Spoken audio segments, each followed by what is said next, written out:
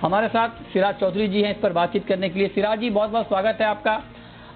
बहुत कम ऐसा मौका होता है जब खरीफ की सोइंग शुरू हो और उस वक्त ठीक ठाक दाम दिखे, लेकिन इस बार तिलहन के दाम अच्छे दिख रहे हैं।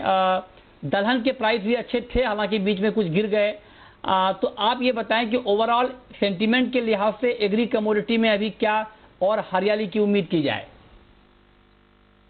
जी मित्र जी, हम कमोडिटी साइकिल के उस दौर में हैं जहां पे ज़्यादातर कमोडिटीज़ के दाम बढ़ रहे हैं, और ये ना सिर्फ भारत में है बल्कि दुनिया भर में है, और काफ़ी कमोडिटीज़ इसमें कवर्ड हैं। हम अभी फ़िलहाल तिलहन और दलहन की बात कर रहे हैं, मगर ज़्यादातर कमोडिटीज़ दुनिया भर में इस तेज़ी की गिरफ्त में है, जो कि किसान के लिए एक अच्छी बात है।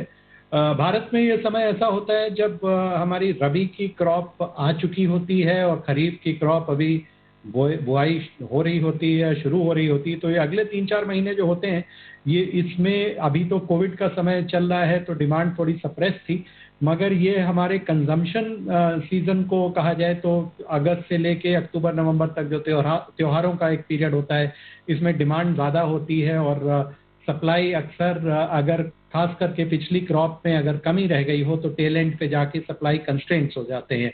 इस बार सप्लाई कंस्ट्रेंट ना सिर्फ क्रॉप के कमी के कारण थे, बल्कि सप्लाई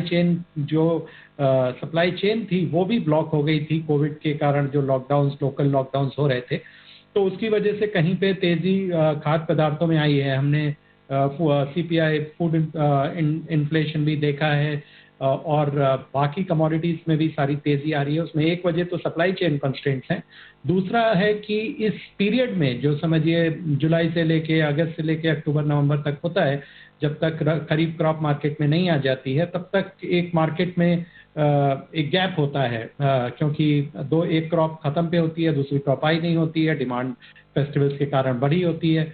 और तिलहन और दलहन दोनों ऐसी चीज़ें हैं जो ज़्यादातर खाद्य पदार्थों के इंग्रेडिएंट्स भी हैं। मतलब ना सिर्फ वो अपने आप, तेल तो खैर इंग्रेडिएंट है ही, मगर दाल या दलहन जो है वो भी ना सिर्फ एक अपने आप में कंज्यूम किया जाता है, बल्कि इंग्रेडिएंट भी है बहुत से प्रोसेस फूड के लिए। तो इन दोनों चीज़ों की डिमांड अभी रहेगी, और मेरा मानना है कि दामों में तेज़ी या स्थिरता रहेगी। और जो भी एक बड़ी बात है, क्योंकि स्थिरता भी एक ऊंचे भाव पे होगी।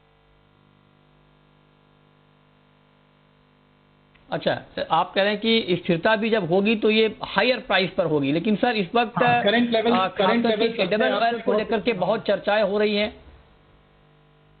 सॉरी, आपने क्या कहा? राइट, हाँ ठीक है, करंट लेवल आप कह रहे हैं कि ऊंचे भाव हैं, लेकिन मेरा दूसरा सवाल आपसे ये है कि इस वक्त एडिबल ऑयल की कीमतों को लेकर बहुत बड़ा कंसर्न है सरकार को भी, और लगातार चर्चा भी हो रही है इस बात को लेकर कि दाम कैसे कम किए जाएं। अलग अलग तरह के सुझाव इंडस्ट्री ने अपने अपने हिसाब से दिए हैं।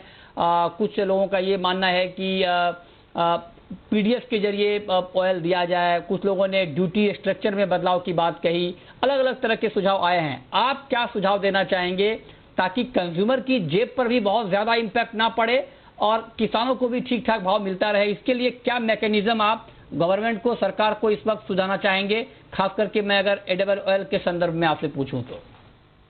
देखिए, इसमें अगर मैं किसान का व्यू लूँ तो मैं ये चाहूँगा कि ये भाव ऐसे हैं जिसमें किसान ऑयल सीड की तरफ आकर्षित होगा। और ये बहुत दिनों से देश की धारणा रही है कि हमें ऑयल सीड का कल्टीवेशन बढ़ाना है। तो अगर कल्टीवेशन बढ़ाना है तो किसान को अच्छे मूल्य का आश्वासन या उसको अच्छे मूल्य का एक नज़ारा दिखना पड़ेगा, जो कि आज की तारीख में उसे दिख रहा है, और जिसके कारण काफ़ी देश के हिस्सों में तिलहन का सोइंग जो है वो बढ़ने की उम्मीद है।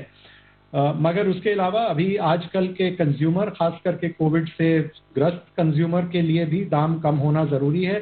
सरकार के पास एक टूल है जो कि ड्यूटी का होता है, और ये इस समय इन्हें इस्तेमाल करने की ज़रूरत है। और उससे पहले एक ये है कि ये तो एक शॉर्ट टर्म मेजर है, मगर हमें कहीं पे एक मानसिक लेवल पे एक ये धारणा बनानी होगी कि एक सही प्राइस क्या है जिसपे किसान भी प्रोत्साहित हो तिलहन की बुआई करने में, और कंज्यूमर भी उसको बेयर कर सके। एक बड़ा दूसरा एलिमेंट ये होता है एडिबल ऑयल की तेजी में कि कोई एडिबल ऑयल हर प्रोसेस फूड इंडस्ट्री के पदार्थ का एक हिस्सा होता है, और उसके दाम ऊंचे होने से सब प्रोसेस फूड जो है वो जो कि ज़रूरी नहीं है कि उसमें सिर्फ बड़े लोग खाएं, मगर कम आमदनी के लोग भी उसका इस्तेमाल करते हैं। तो कहीं पे इन दामों को हमें कम करना पड़ेगा। आयात को शायद इस पीरियड में एक बार बुआई हो जाती है तो आयात को बढ़ावा देना पड़ेगा। तो इसमें सारा खेल होगा टाइमिंग का। एक बार बुआई हो जाती है तो आप एडिबल ऑयल की ड्यूटी थोड़े दिन के लिए कम कर सकते हैं, खास करके जब तक हमें आने वाली क्रॉप का अंदाजा ना हो जाए और प्राइस कंज्यूमर का जो मेन फेस्टिवल पीरियड होता है वो निकल जाए, उसके बाद ड्यूटी फिर बढ़ाई जा सकती है। ओके, ठीक है, तो ये आपका महत्वपूर्ण सुझाव है। एक आखिरी सवाल मैं आपसे ये पूछना चाहता हूँ, क्योंकि इस वक्त जो हमारे दर्शक हैं, जो देख रहे हैं, जिनका एग्री में कारोबार है, उनके लिए एग्री कमोडिटी की सप्लाई प्राइस के साथ साथ वेयर हाउस मैनेजमेंट भी बहुत अहमियत रखती है, क्योंकि बहुत सारे फिजिकल के ट्रेडर हैं जो वेयर हाउस से जिनका वास्ता पड़ता रहता है। तो आप जरा बताएं कि अभी जो एग्री बूम की बात हम लोग कर रहे हैं, इसमें एग्री वेयर हाउसिंग की स्थिति इस वक्त क्या है? क्या वहां पर भी डेवलपमेंट हो रहे हैं, वहां पर भी कुछ नए R&D हो रहे हैं? उसका पॉइंट ऑफ व्यू सर क्या है? इसमें एक बड़ा डेवलपमेंट ये हो रहा है कि जैसा कि हम देख रहे हैं कि इस वक्त सबसे ज्यादा स्टॉक कीपिंग जो है वो सरकार या सरकारी ऑर्गेनाइजेशंस के थ्रू हो रही है। इस वक्त देश में जो खाद्य पदार्थों का भंडार है, जिसे कहा जाए खास करके गेहूं और पैडी, वो इस वक्त हमारे फूड कॉर्पोरेशन ऑफ इंडिया के पास है और जिसकी जरूरत भी है। हम पिछले 2 सालों से देख रहे हैं कि भारत ने जो अपने, जिसको हम पहले कहते थे जरूरत से ज्यादा उत्पादन किया है, उसको सही काम आते हुए भी हम देख रहे हैं, क्योंकि सरकार के पास ये गेहूं और पैडी जो है वो एक ऐसा औजार है जिसके तहत वो कोविड से पीड़ित गरीब जनता को एक सहारा दे सकती है। तो इसलिए अब एक चीज तो सिद्ध हो रही है कि हमारे जैसे भारत जैसे बड़े देश को, जहाँ पे इतने लोग और गरीबी भी है, वहाँ पे फूड सिक्योरिटी एक बहुत ही महत्वपूर्ण उद्देश्य है सरकार का, और उसको मैनेज करने के लिए जरूरी है कि हमारे पास स्टोरेज और वेयरहाउसिंग के अच्छे साधन होने चाहिए। और जो कि हम बहुत दिनों से सुनते आ रहे हैं कि माल खराब हो जाता है, बारिश हो गई, सड़ गया, खुले में रखा हुआ है, उसको दूर करने के लिए सरकार महत्वपूर्ण कदम उठा रही है। और उनमें से एक कदम है कि वर्ल्ड क्लास साइलो स्टोरेज बना रही है, जिसमें हमारी अपनी कंपनी भी सम्मिलित है इस काम में।